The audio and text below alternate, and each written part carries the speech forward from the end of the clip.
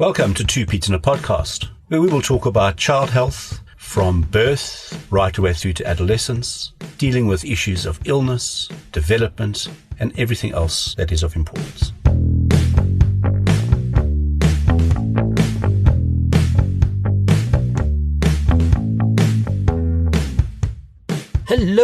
Hello, and welcome back to Two Pete's in a Podcast. This is episode 2 of season 2. With me, I have Simon Strawn. Hi, everybody. And I'm Michael Platten.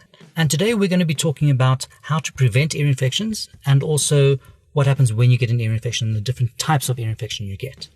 So the first thing we need to cover is, like I said, preventing ear infection. So how do we prevent children getting an ear infection? And that's either on the outside of the ear, the middle ear. We won't cover the inner ear because that's completely separate. So with the external ear or the outside canal, we need to make sure that the ears in general are kept clean, but not inside. So just on the outside, and try prevent stuff getting in. So that's either stuff that we put in or things that accidentally go in. So foreign bodies. And in our previous podcast, Foreign bodies sometimes are put on purpose. Yes. By these siblings. Beads. I've seen a cockroach. Me too. In an ear. You just go in, there's legs. It's the worst feeling in the world because they go down and they just dig to the eardrum, and that's catastrophically painful. Anyway, we digress.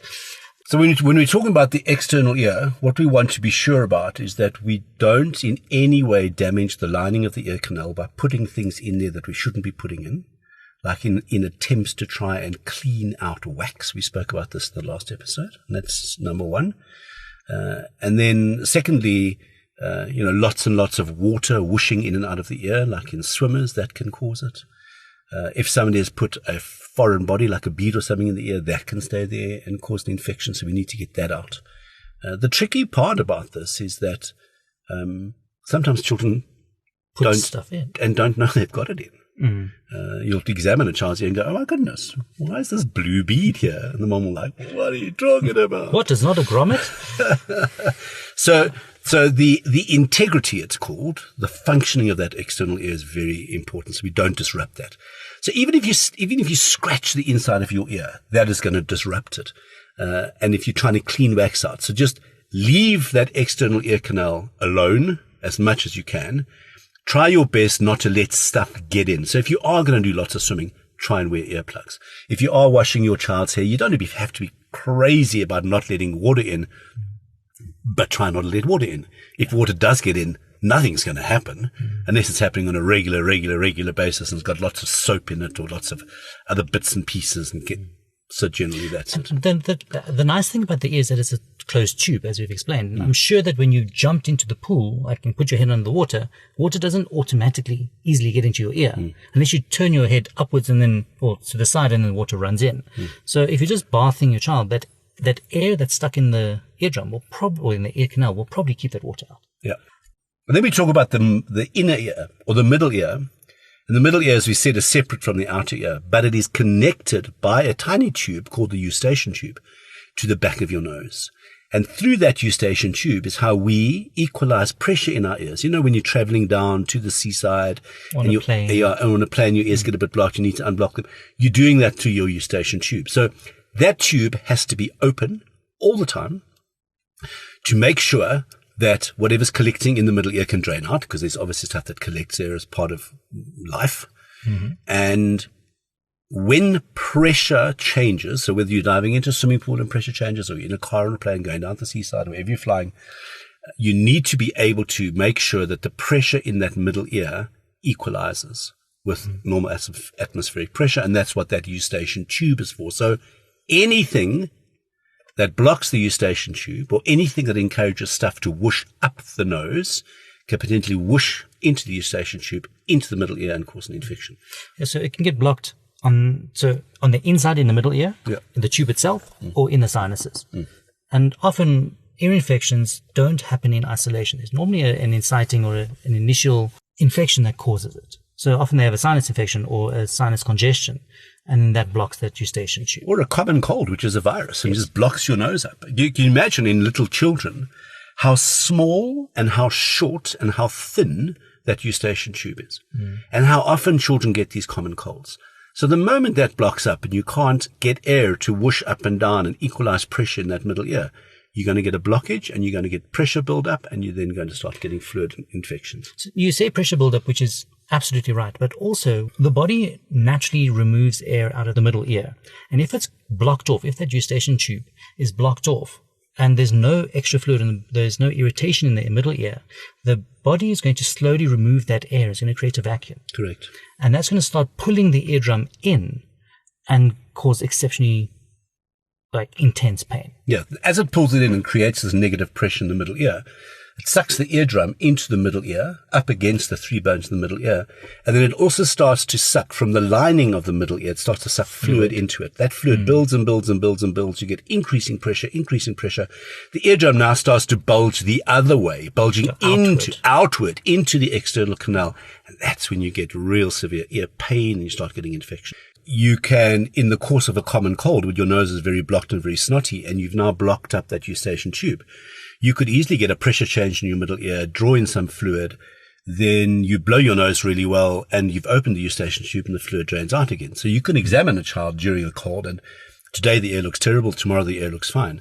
But when that's been hanging around, when the fluid's been hanging around in that middle ear for a length of time and it's become infected, and now there's ear pain and there's fever, that's when you look at it and go, in that situation, there's a debate about whether you leave it or don't leave it, because there is a higher risk of complications if you don't leave it, especially in young children under 3. Yeah. Jumping into a pool feet first, like a little pencil. Doing somersaults into the pool that makes water whoosh up. How many times have you swum in the sea and then you get out and you feel a bit full in your head and you put your head over and you know what happens? The water just runs out your nose. That's how the water whooshes up there. Pollution, cigarette smoke, anything that's going to irritate, allergies to pollen, cats, dogs, anything that irritates the lining of that nose is going to cause a inflammation, a swelling, and then a blockage of that tiny opening of that eustachian tube right at the back of the nose. And normally the first sign of that is a difference in hearing. You may feel a bit kind of deafish in one ear. Children aren't going to tell you that.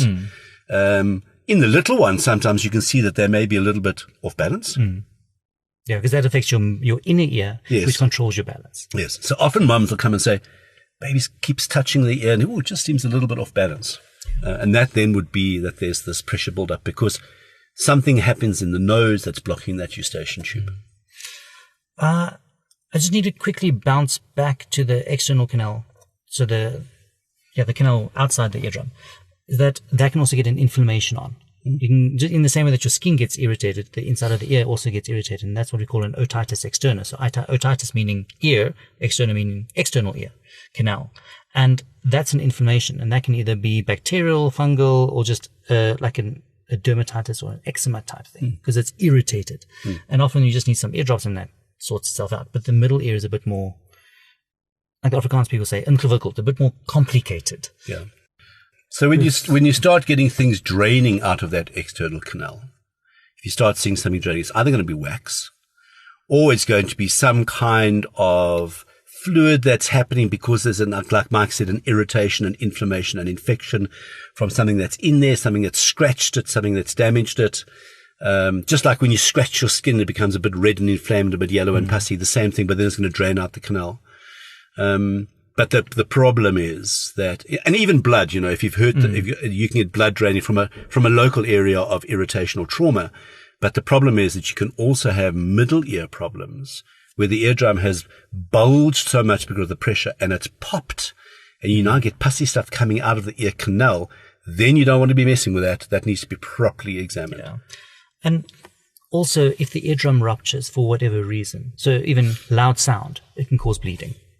The other thing is that when the ear has fluid in it for any reason, it's not comfortable. Yeah. Children are really unhappy, but you don't need to be rushing for antibiotics just because you're seeing a bit of fluid in the middle ear. Yeah. You can concentrate on keeping the nose clear, riding out the week or two of infection, of the viral infection in the nose. And yes, in that situation, things will. And what's interesting, just to wrap up, is that children that have prolonged fluid in the ears, like the young children, when they're starting to learn to speak, if they're prolonged fluid, they actually speak like they're underwater because that's what they hear. All right. If your children have allowed you to, thanks for listening. Bye.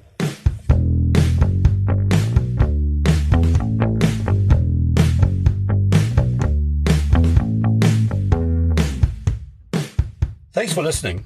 If you found this of value, please be sure to sign up to our email list at www.careforkids.co.za, and that's the numeral 4, and subscribe in your favorite podcast app or follow us on Facebook.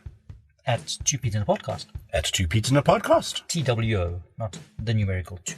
This is our disclaimer. The information we have given you in this podcast is our own personal professional opinion. We're giving it to you for your own information. Please don't use it to treat yourself or to treat anybody else. Rather, go and see your own medical healthcare provider and follow their advice.